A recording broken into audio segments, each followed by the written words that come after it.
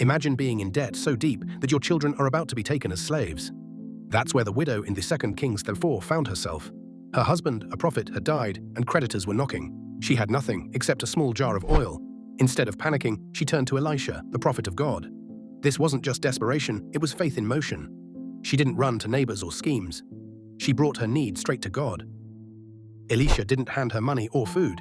Instead, he gave her a strange instruction: borrow as many empty jars as you can from your neighbors. Don't ask for just a few.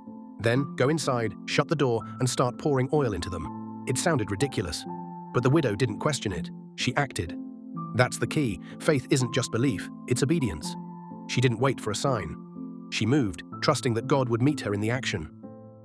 Jar after jar, the oil kept flowing. It didn't stop until every borrowed container was full. Only then did the oil cease. The miracle wasn't in the oil, it was in the obedience. God didn't fill what she didn't prepare. If she had borrowed fewer jars, she would have received less. Her faith set the limit. This story flips our thinking. God's provision often waits on our preparation. He multiplies what we bring, not what we withhold in fear. Elisha told her to sell the oil, pay her debts, and live on the rest. Her obedience didn't just solve a crisis, it created a future. God didn't just meet her need, He gave her overflow. This wasn't charity, it was divine strategy.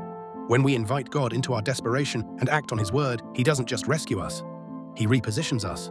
The widow's story is proof. Faith plus obedience equals provision beyond expectation. So what's your jar of oil? What small thing do you have that God can multiply?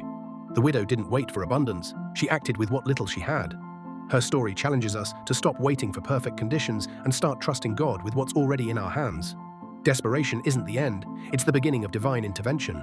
When we bring our needs to God first and obey, even the smallest jar can overflow with miracles.